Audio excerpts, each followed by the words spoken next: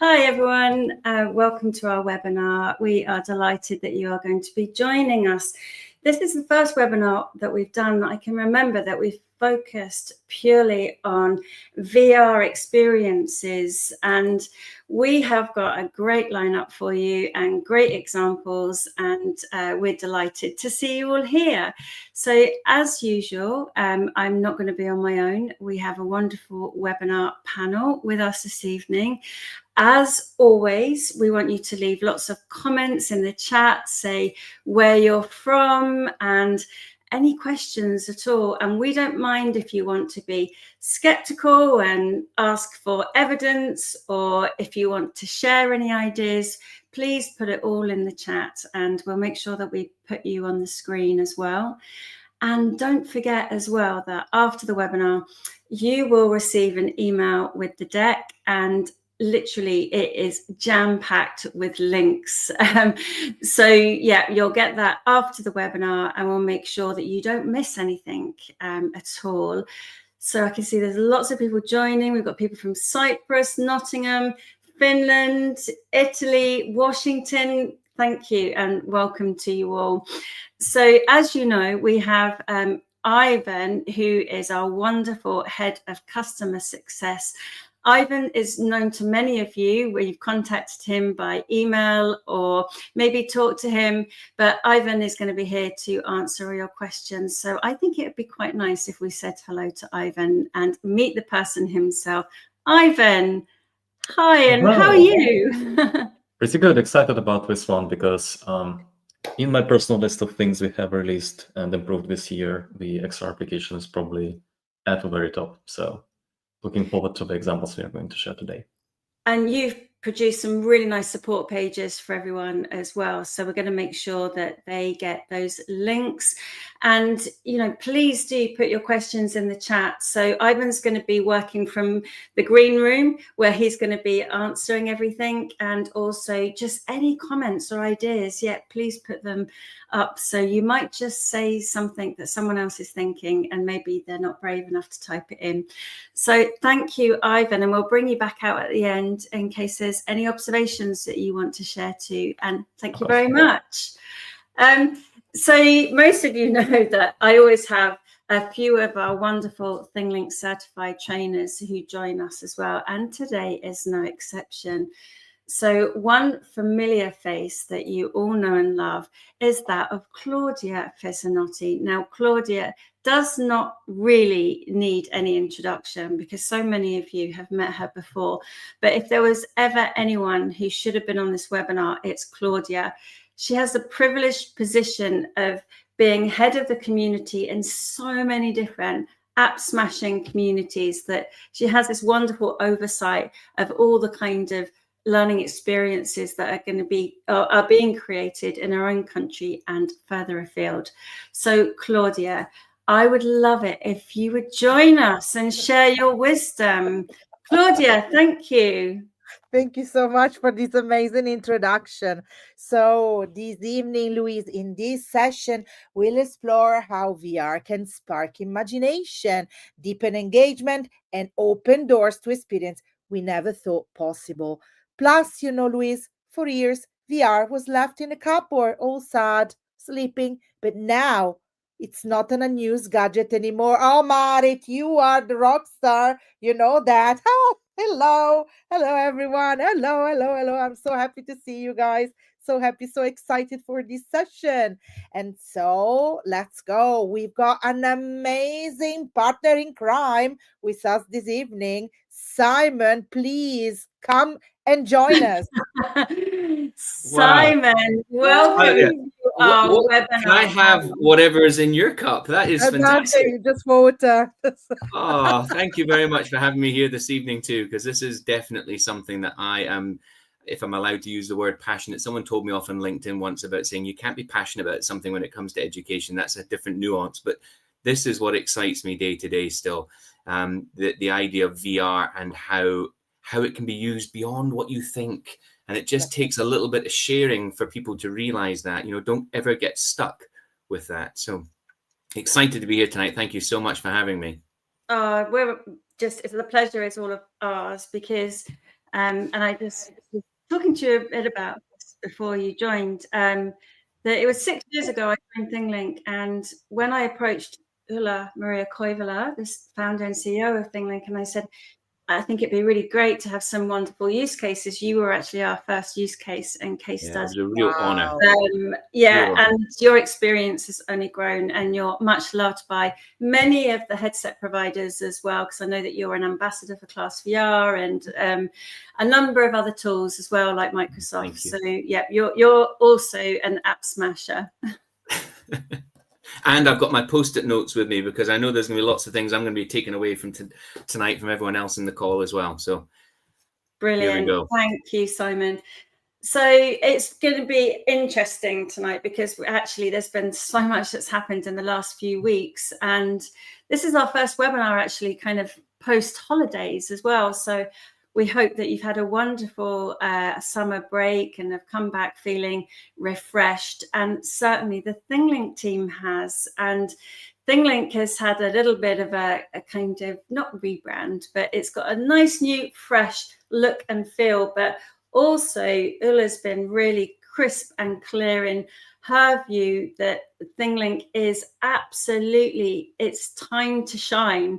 And raison d'etre, or one of the core things which hasn't changed about ThingLink over the last 13, 14 years is that it's digital learning for the real world. And we put the real world into digital learning as well, because you can bring your own media, take your own media, capture it, annotate it, and present that. And students can do that too. So if ever was there a time to shine, it certainly is now. So this webinar, of course, is all about using virtual reality and the headsets specifically. What's been really interesting is that, of course, ThingLink is not just used in education. It's not just used in further and higher education. It's also used extensively in enterprise as well. And there's a fine line, isn't there? It's a progression moving from school right the way through to enterprise education. Some people have a different kind of journey in that learning path. But we're quite privileged in that we see the use cases and the way that immersive learning is being embraced in enterprise. And we actually ran a webinar on this with Mitsubishi Electric a couple of months ago. And yeah, they were really crisp and clear that, you know, immersive learning is really making a difference to the way that they're training the future engineers. So our clever team have put together this video which shows you just some of the use cases and ThingLink in action and what it looks like in a headset. So here we have our steps into spatial learning. So many of the organizations are using scenario-based learning so that you can create immersive experiences that help to develop skills and soft skills in a really safe way.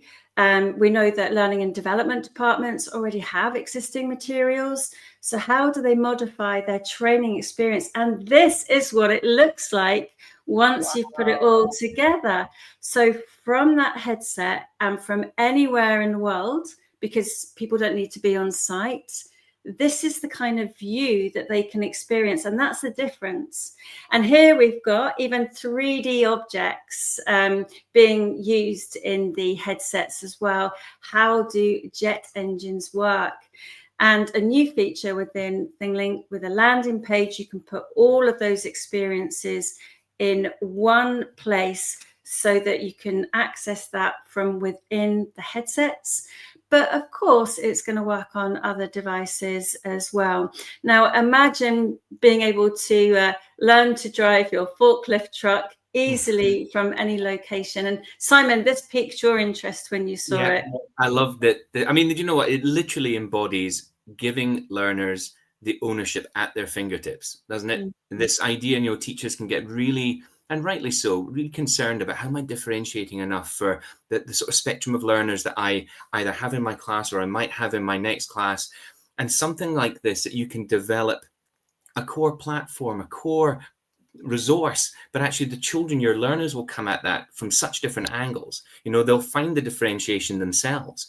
So teachers, please, educators, don't be worried. Have a little bit of confidence in yourself. This is something that's it's a win-win situation, you know, and it is so powerful. I mean, I caught myself watching that. I think that's maybe the third or fourth time I've seen that clip, and I still think, wow, that's brilliant. Yeah. I've got to use that somehow. You know, this is amazing. Yeah. I was in London a few months ago where they were showing this example, but they'd obviously made it relevant for their department. And they actually used the exact same sound as the fire alarms, so it wouldn't be off-putting for people if they were in an emergency. So everything was consistent with the experience they were going to get. And you're not going to get that with off-the-shelf content. No. So I want to make sure we cover this before the webinar. We go diving into the examples, because I know these questions are going to be coming through. First of all of those examples that you just saw are here in the slides. You'll be able to click on the pink link buttons and you'll be able to go in and explore those. So the cabin crew training, if you click on that one, you can see that you'll be able to go straight in. And this Hello and welcome to our cabin crew safety training module. We're excited to have you here as part of our team. There we go. We won't listen to the friendly person giving that overview. I'm sure we all know where the exits are, but I just want to show you that you've got access to all of those examples. Some of them have been made in-house. My colleague Andreas made that one, but these are there to inspire you. So everything we're showing you today, we are going to be giving you the examples. But the other question that's undoubtedly going to come up, and I made sure that I checked this with Ivan before putting this together.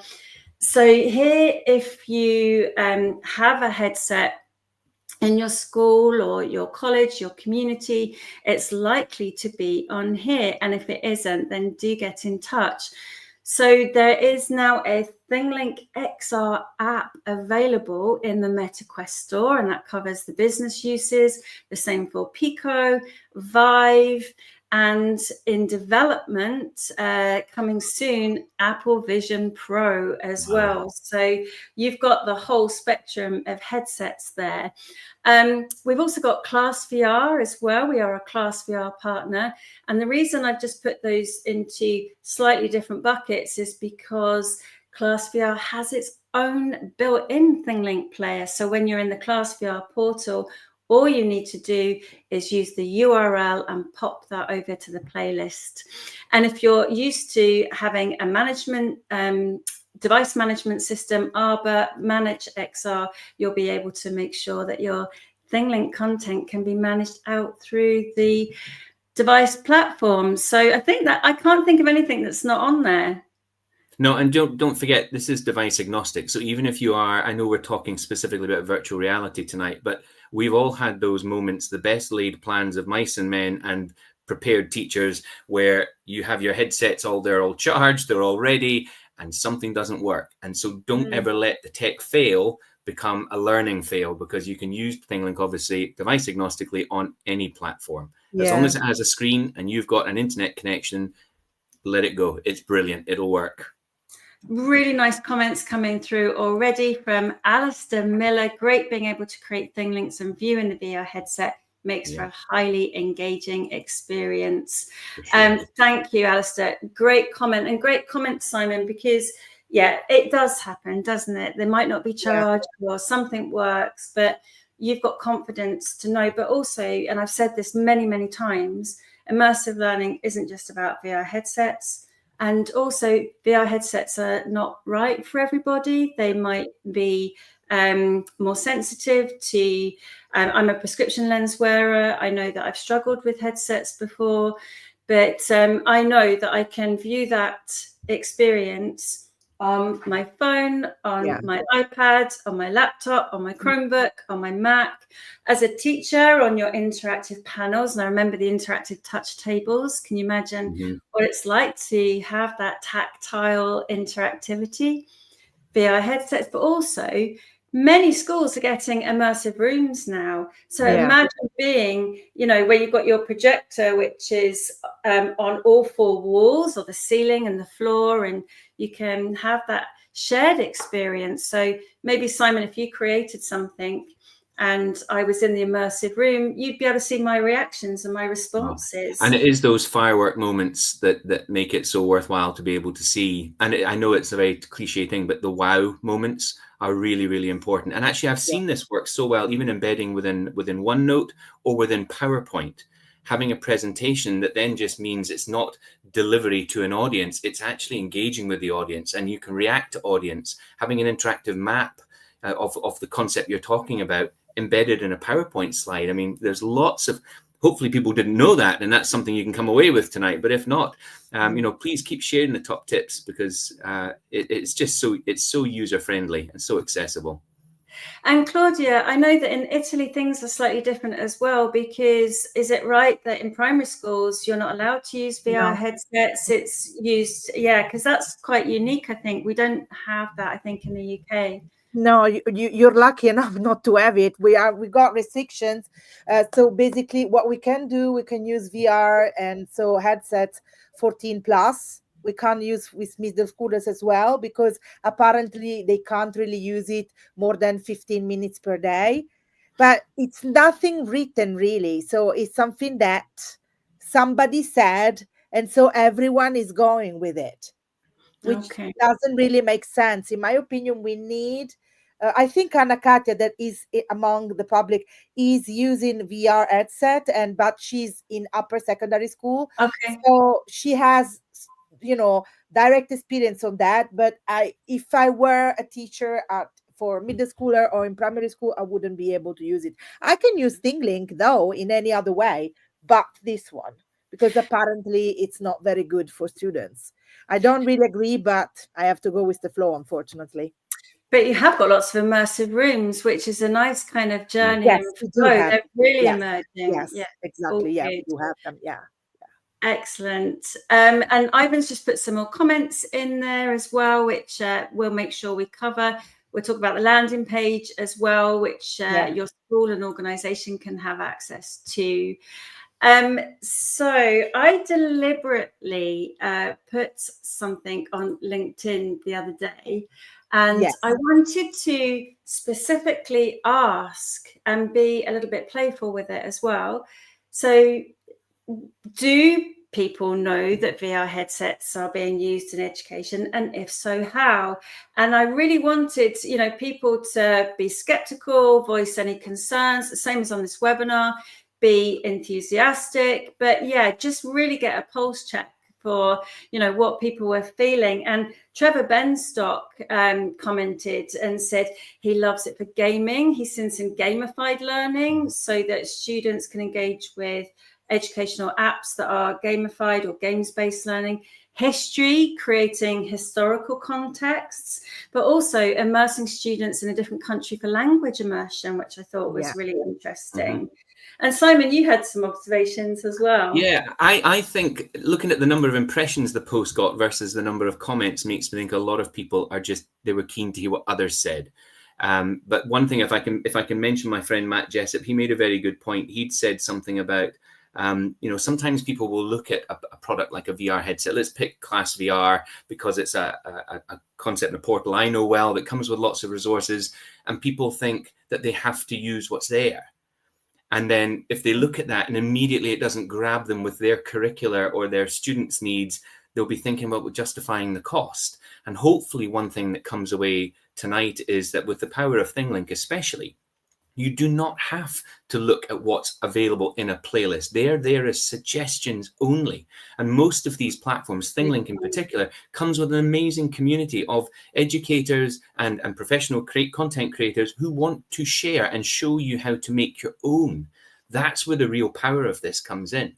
These things that you see in a pre-made list, they should be considered idea sparks, and we'll come to that maybe phrase. I didn't mean to drop that in so early, but they're just idea sparks. They're meant to sort of begin the catalyst of the creative juices that an educator then should feel empowered enough to go off on their own and think, rather than me, because I've had this, Louise and Claudia, I've had this when I was in primary 5, teaching rather, as opposed to as a student, because I'm a lot older than that. And we had a different platform we were using that was very much this is the resource, this is how you use it. And as a year group leader at the time, I can remember having planning sessions with my team, and people were actually saying, oh, I'm not sure how I can fit that particular experience into this lesson. I want to use that. And they were actually ignoring, purely because they were led by the excitement of the technology, they were ignoring the needs of the children and actually the learning outcomes. And they were trying to, it was like the cart was in front of the horse here.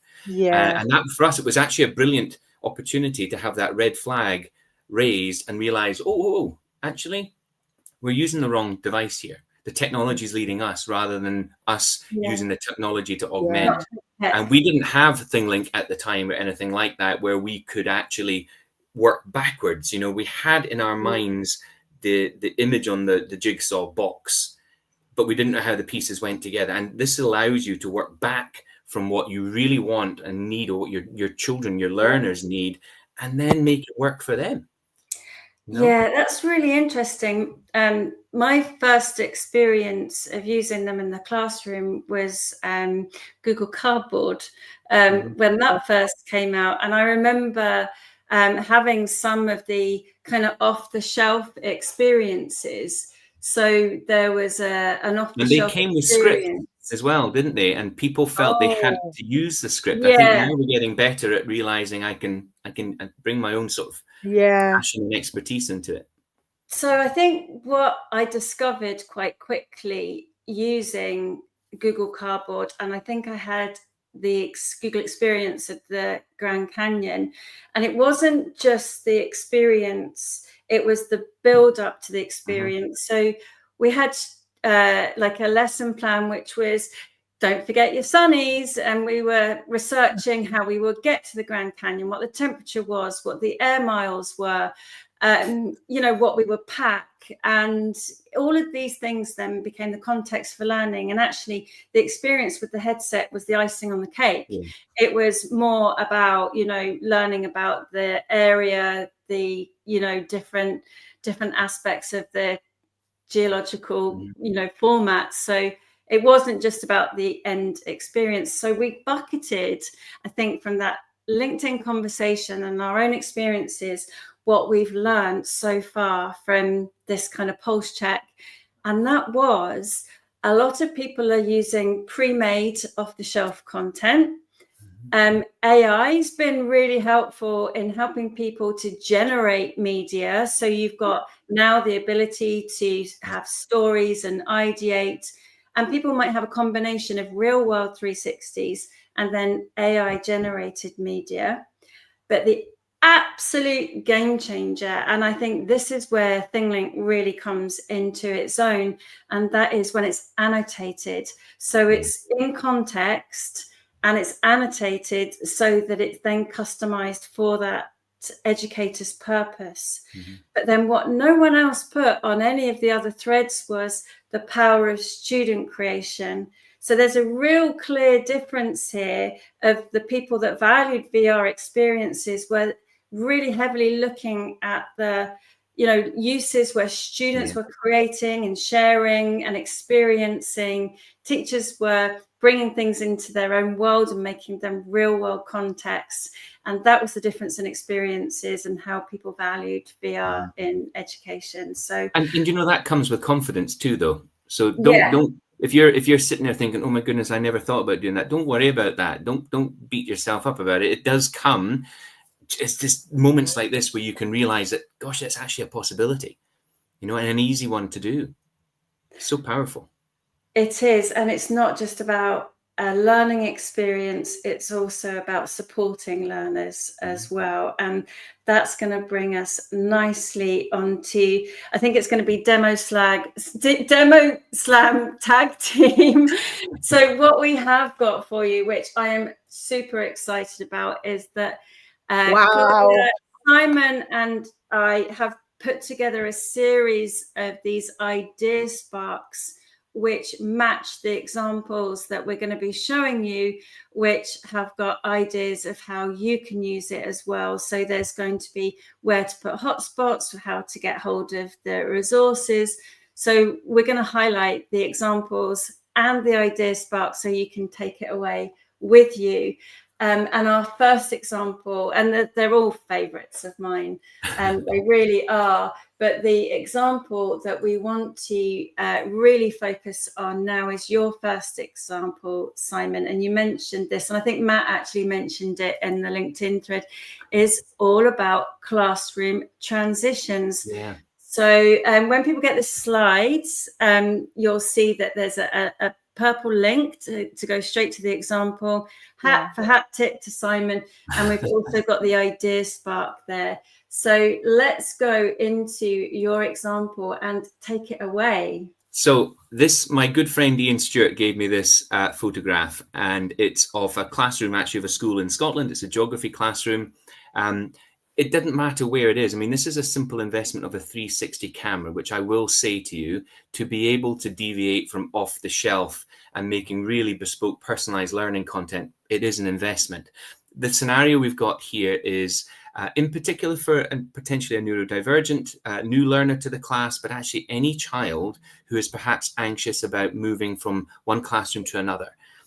There's nothing beats real life situations, but if you can preempt some of that, reduce the anxiety, then you can be far more positive and open-minded in accepting change. So in this example here, I put a few hotspots in here about certain seating locations that, from my experience, have different sort of strengths and challenges perhaps for some learners. And actually, instead of these hotspots just being text, what I would like in an ideal world is actually another 360 image captured from the chair. And if you angle the height of your 360 camera to that of someone sitting in a chair, it adds a whole new level of realism. Don't just leave it at 6 feet tall or something. Adjust the height to give it that sort of as real life as you can do for someone viewing it. But the examples we've got here, of course, are what would that desk right by the teacher be like for someone to sit in?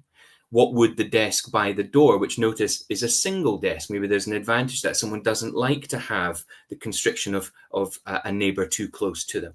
Are they more comfortable sitting at the back of the room where they can see people? But does that then cause an issue when someone has to, if they speak and everyone turns around? So, it's a wonderful, I think, relationship builder as well.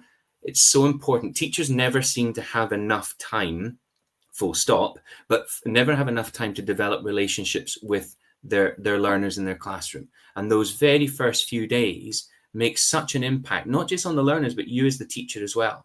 If something like this can just give you a better insight into the needs, desires, and I suppose whatever facilitates learning better for individual children in your class, get to know it first. And if nothing else, these children, they can experience this either on a headset, or if that's not available, on a mobile phone, they can see what their new classroom's going to be like. And I tell you, the other people who get really, really anxious is not the children, it's their families. If you can relieve some of that stress, that ambiguity around, oh, there's my seat. Gosh, I saw that. I was sitting there. They already have a really positive start to their day. And I'd say my opening scene, like I say, this was very kindly donated, this image. I would always like my opening scene of 360 to be at the doorway. Again, just that first impression. What does this space look like? And it's all very well looking at it here in 2 dimensions where it can be manipulated and you can zoom in and out.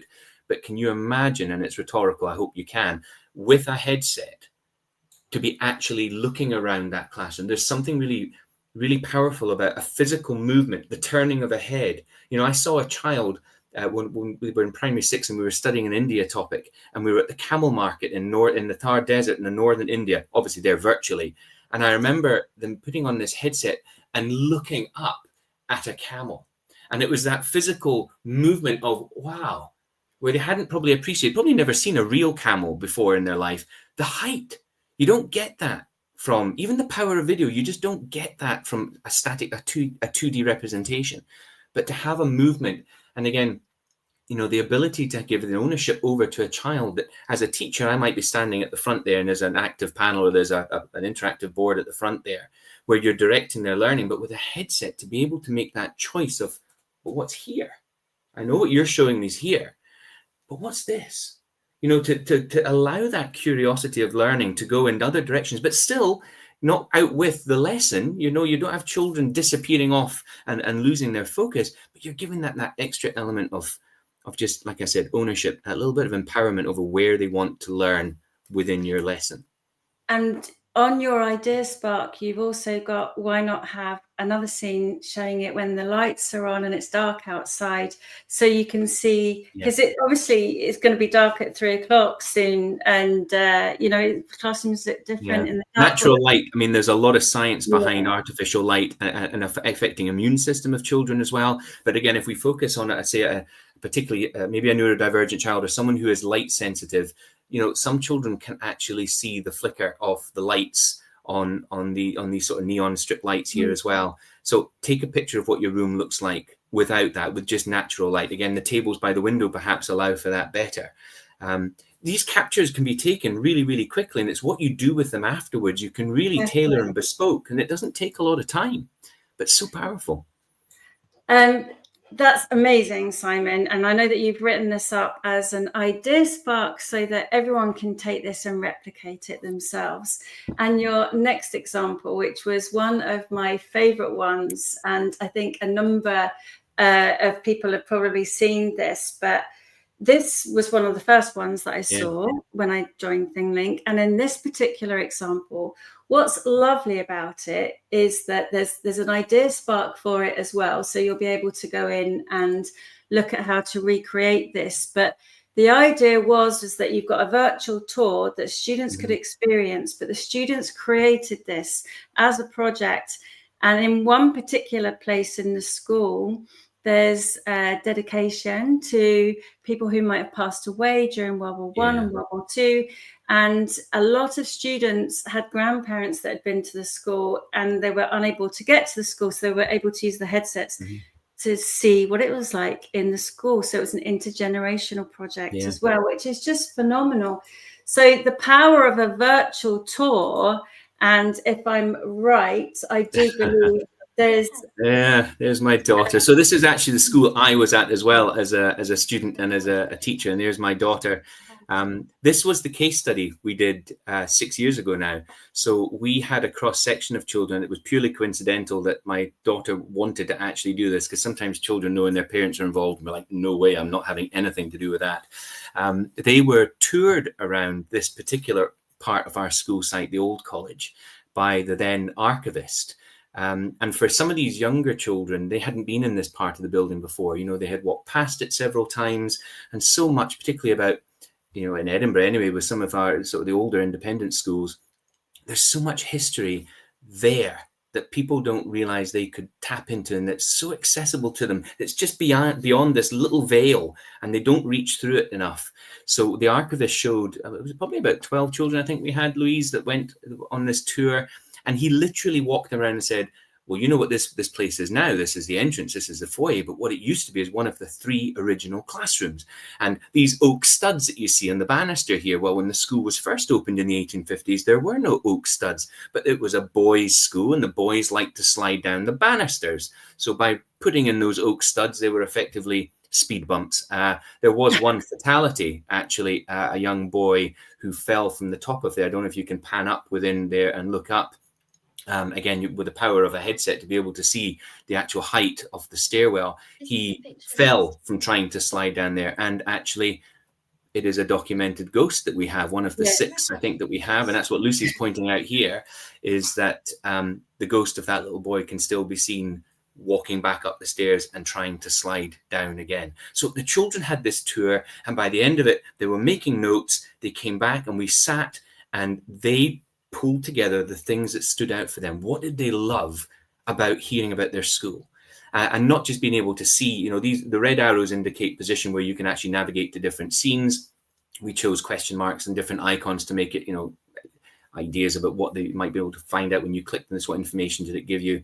But between visual images, between audio, and between the power of video augmented in here, it was just incredible. It was something we were really, really proud of. The children still talk about it today, and this is publicly available on the Class VR portal too. So as you said, Louise, for some of the guests, when we did school tours at open doors, that are no longer physically able to get into some of the rooms, particularly in the upstairs part, just the nature of the old building and its accessibility issues, this technology just leveled that playing field. And it was so nice for them to be able to virtually see their old classrooms, see the library as it is now compared to what it was, you know, when they left in, say, 1960, 1970, and to see them in that little moment back at school, back as that young man that was there, you know, it's just such a privilege. It was to be able to share that with someone.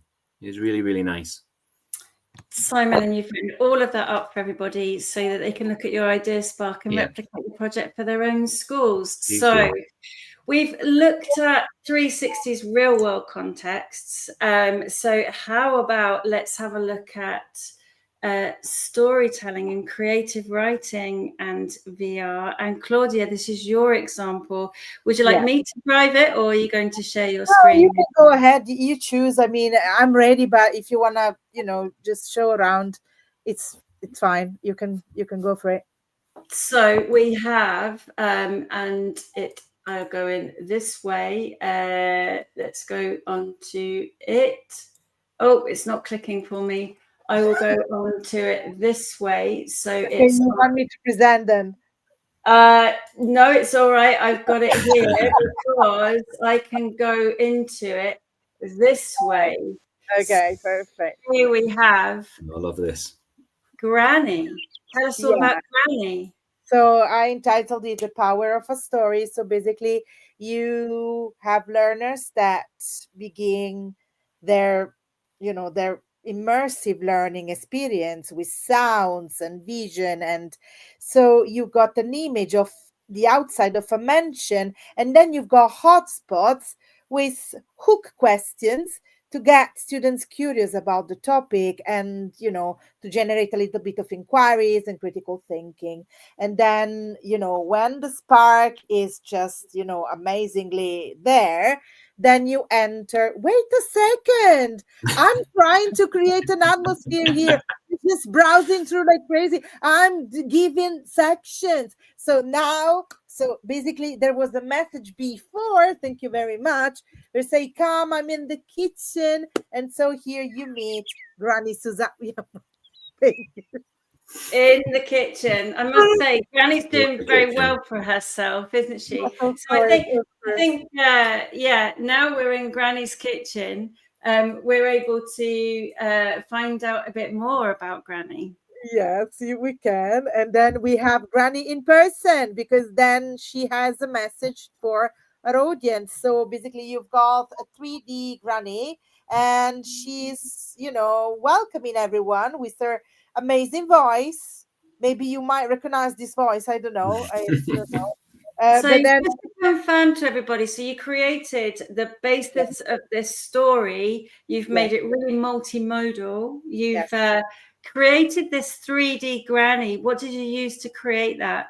I used Meshi, and I didn't give any picture whatsoever. I just imagined in my head what a nice granny in Italy would be. Of course, I thought about my country. I didn't think about other countries. And then I gave a prompt into Meshi. And then there you go. You got Granny Susanna that, you know, came to life, and I make her speak. But that's another story, because I created a video, but it's not here. And Granny Susanna has a pretty amazing life of her own. And she's doing a lot of stuff. She's got a lot of hobbies. So if you go onto the other page, that would be nice. Now you can. Now I can. So we're going to come with me, and we're now in this, and this is where the story activity, it's like the idea sparks, isn't it, for the story? Exactly. So basically here you've got a selection of ideas, a selection of, you know, things that she has in her sitting room that talks a lot about her, about, you know, her hobbies, her family, who she is for real and everything. And so we get to know a little bit more about her. And of course we can spark creativity, because we can talk a lot about Granny Susanna and her hobbies and her mysteries, because if you carry on, there's a little bit of drama going on in a second. And basically Granny Susanna, not here. No, just there's a question here. Kate's asking, did you create the backgrounds with Skybox in 360? Just did it in Canva, but then because I wanted to, you know, I wanted to put some bits and pieces that weren't there And so I just decided to, just do that, and then I upload it on ThingLink. Anyway, ThingLink and Canva work so well together, so why not? So here you got the discovery, dun dun dun, the drama, the horror. What happened? So Granny Susanna received a mysterious letter, but this letter was kind of an old letter and torn and strange. But I don't know whether we can. Hello, Video Diary. Something strange happened today. I found a letter in my mailbox with a red ribbon and no name on it. When I opened it, my heart started beating fast. The letter said, "Dear Rose, a secret from your past is waiting for you in the So we also put captions. That's me in the library. I feel both curious and a little afraid. Tomorrow, I'll go there and discover the truth." There you go. What do you think? What do you think? So this is the story STEM starter, and you're giving this to the students then to make up their own stories. Exactly. And then what I love about this, Claudia, is that you are asking your students to create their own stories. They can share their stories, and in the headsets, each student can be in each other's story. Exactly. Yeah. That's amazing. Oh, everyone wants to know what Granny did in her past. Yeah. She really has got a bubble too. But yeah, it's HMRC are interested too, Granny. Creative writing. Amazing. And who's Rose? You're missing the point. Who's Rose? Her name is Susanna. I know. Who's Rose? Dun dun dun. You see, drama. See, there you go. Anyway, so we're starting to crack on with time. So the next one is using the 360 library in ThingLink, and it's a combination of using a 360 image and also using maths as the topic. So I love the fact that you basically created this kind of immersive learning, and you have this immersive scenario. So we are traveling to Egypt. We are among the amazing pyramids. We can taste the hotness of the pyramids and everything. But at the same time, we are working with, there you got a Giza 3D model that we still created in Meshi, because we love Meshi, because it's just amazing. And with a simple prompt, you can get whatever you want. But then you basically see real life scenario, but then you adapt it to math. And this is amazing.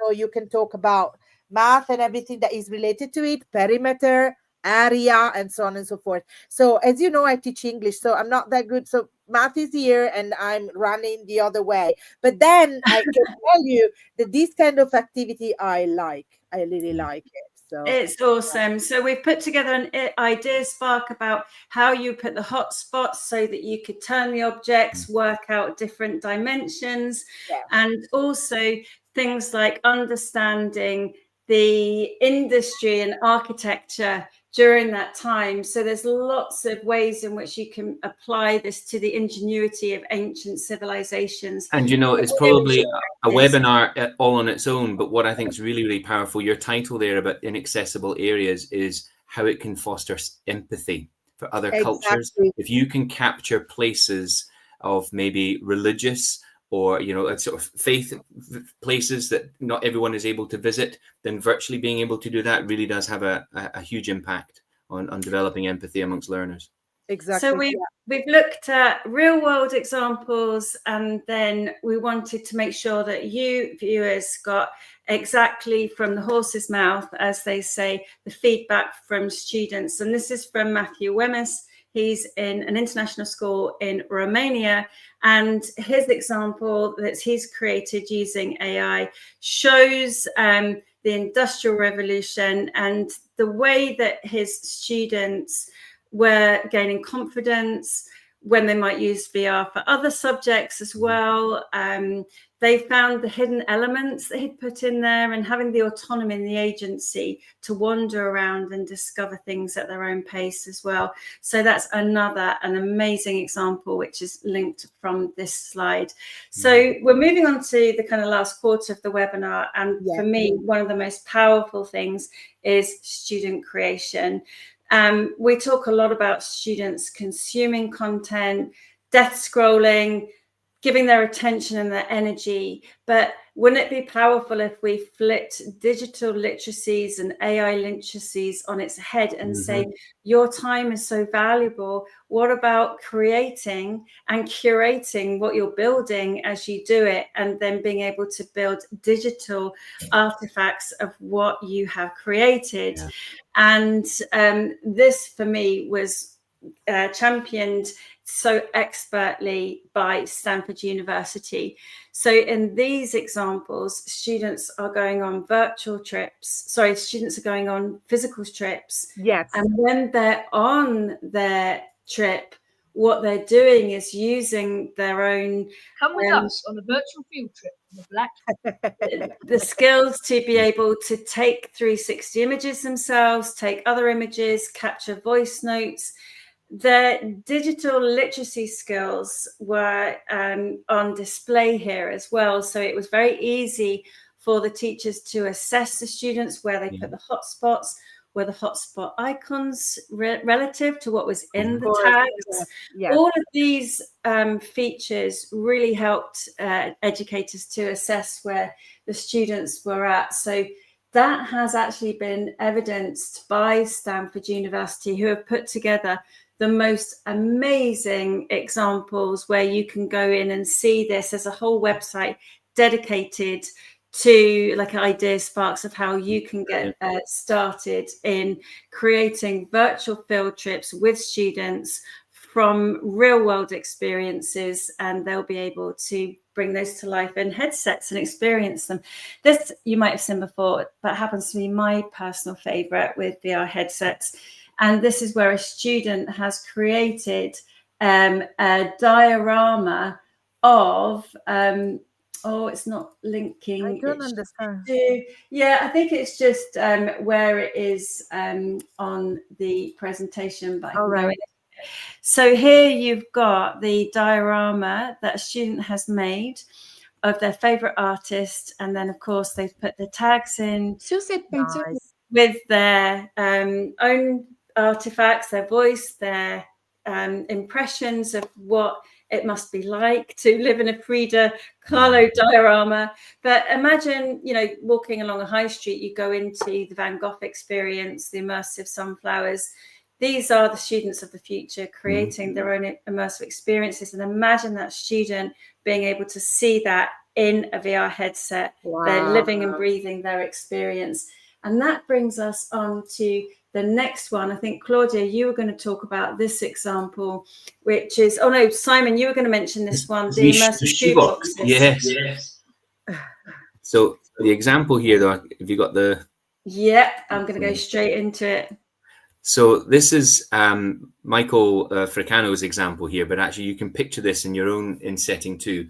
An actual, literally a shoebox model inside, where they've kept, in this case, they've captured the inside of a house. It's a particular room, and simply inserting the 360 camera inside at the base here to give it that sort of exact level of if you were a tiny person and shrunk down, to give a whole new perspective of being inside your work. And there's obviously the creator up there as well. Again, the students being able to add their own voice narration, or if they prefer video, or if they prefer to do dictate to text, it just levels that playing field for them to be able to use a way of communicating their ideas and demonstrating their understanding that follows their strengths. You're not penalizing children by saying everyone has to write here to show me what you're learning. This is a whole new and yet far more accessible way of evidencing children's understanding. And this, you know what, can be shared with parents. You send them the link. It's a brilliant example, and so simple when you think about it. I think that's what makes it so effective. There's a laptop on a table there. Use your imagination. That bit of cardboard's a powered off laptop. I'm just going to get this camera out because that was a really good example. A good question, Kay. So I've got this is a Ricoh Theta S. I've also got the Z1. This one's about £250. You just need to place this in the middle of the shoebox or the cardboard box and take it with something like this. Never leave home without one. Oh, mine's usually in the drawer, not charged. But yeah. So not really. I know. So yeah, the Thetas work really well for this. But again, imagine this for the VR experience or the immersive experience. Being shrunk down. And you tie that in with your story writing as well, Claudia. You know, you don't need AI tools and you don't need the technology to be able to develop 360 environments. You can use cardboard and paper and a bit of imagination too. Oh yeah, correct. I totally agree on that one, but I'm not really into 360, camera, but I think because I just jot down the Theta, thank you, Kay. I'm just gonna have a look at it because, it's the one that you got in your drawers. You may want to borrow, I can borrow it, right? Yeah, I'll send it to you. Thank you. Perfect. That's perfect. All right. So now we've got an amazing thing that our friend Craig created for us. So basically, his students are just so creative thanks to him. And they created an artifact box. What is an artifact box? Basically, it's like a project-based learning about a country. As simple as that, but it is colorful and it's meaningful. And I'm the only one you're not showing the 360, and I don't understand why. But anyway, I'm trying to get to it. No problem. That's good. Oh, there you go. There you go. So basically, here you've got Japan. How cool is that? So we got Liam that created Japan, and he basically used scraps from, paper like wool and plastic, and he recreated noodles. How cool is that? And then he spoke about soccer. That's so nice. Yeah. It's a lovely example, and it's also something that's a really nice thing for teachers to get started with, because people are used to using shoebox projects and STEM activities, but it's just that little bit of extra digital learning that elevates that experience and enables. But think about it, the digital part only came in at the end. Think about all the other personable skills that went in before that, the planning, the evaluation, the physical manipulation, the collaboration, and it was only at the end tech came in. Amazing. What's really lovely is, Kay, you asked the question about cameras, but ThingLink introduced the Pano to 360 ability, because one of the ways in which you could use or create 360 images without a camera was to use the Google Street View camera app, which Google then deprecated. So ThingLink stepped up to the plate and came out with the Pano to 360 app. And this is a great student example. So imagine being on a work experience placement, and students then can take an image, but also using their mobile phone to take a panoramic image. Nice. And ThingLink then uses a little bit of AI to have this gradiated feel. So it's not making up what's there. It's actually just very subtly blurring it. But then the student has tagged this with all of the images of what they've learned about the inside of an ambulance on a work experience placement. Now imagine as a teacher and you've got a whole year group that's going out on work experience placements. We saw this with Michelle and the Future Leaders Academy, where students used this for immersive journaling, where they captured not only the kind of physicality of their work experience placements, but also their own personal impressions and their thoughts and their reflections. So great example there for secondary schools, TVET schools, or technical vocational education. So I know that we are whizzing on because we're coming to the end of these amazing examples. We can't not mention the scenario-based learning as well, which works so beautifully in headsets. And as Ivan mentioned, you would access these from a landing page if you were using MetaQuest. And in this example, which is an example that I was involved in, I worked with a young person to create what it was like to actually work in a cafe and the machine breaks down. What do? Do you panic? Do you serve alternative drinks, or do you run and hide in the fridge? So in this one, taken with the Theta, I use the Theta Z1. Here's the rather grumpy customer there. And the rush is on. This is all actual footage taken in the cafe. And then you get to the point where the espresso machine's going to break down. It's a complete disaster. And then what do you do next? And this can be viewed in your VR headsets, so the students can actually think and feel what it's like to work in that busy restaurant.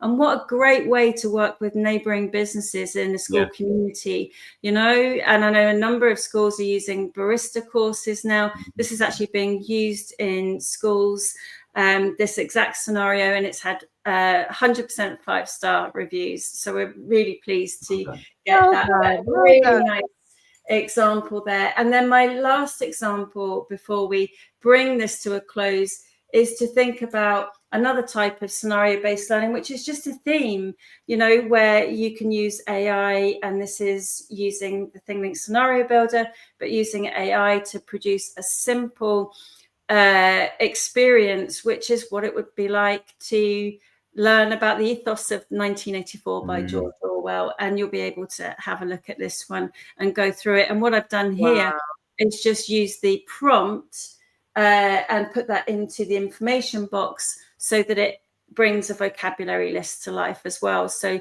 learners can maybe have a bit more of a deeper engagement than just creating a prompt. If they create this themselves, they can actually demonstrate the prompts and use it as a way of explaining the vocabulary behind it as well.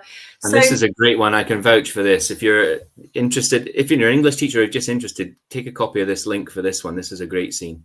Yes, it's amazing. We'll go through that. I've literally got, what would you do if you wanted to erase you were told to erase the past from the Ministry of Truth. Yeah, very, very Orwellian. So what's the evidence base? We saw some evidence from the students, but we wanted to make sure that, this isn't just our thoughts, our feelings. It's not just a pulse check and stick your finger up and see which way the wind's blowing. What's the evidence base? And I'm really pleased to showcase the work that my colleague Andreas has put together.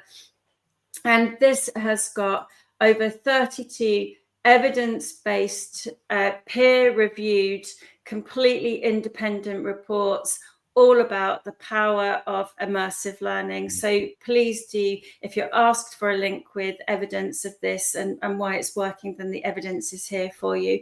So hopefully that has been a wholesome trip into all of the things that we found that really help bring VR headsets out of the cupboard and into the classroom, with some inspirational examples that we've pulled together for you.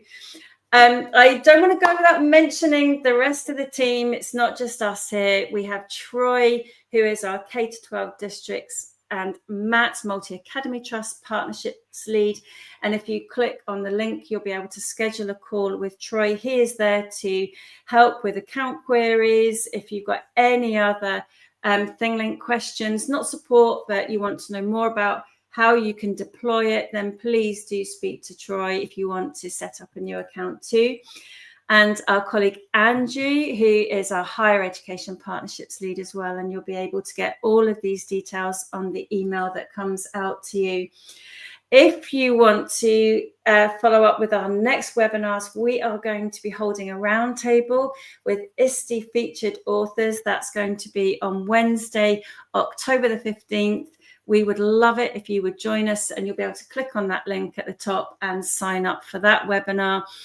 And there's another one in a week's time with myself and Dee Gotsopoulos, and we'll be looking at how you can put immersive learning into some of your existing courses. So all that's left to say is thank you so much for joining us. Do go and have a look at our brand new website. It's been revamped. It looks beautiful. Hopefully you'll find lots of inspiration there as well.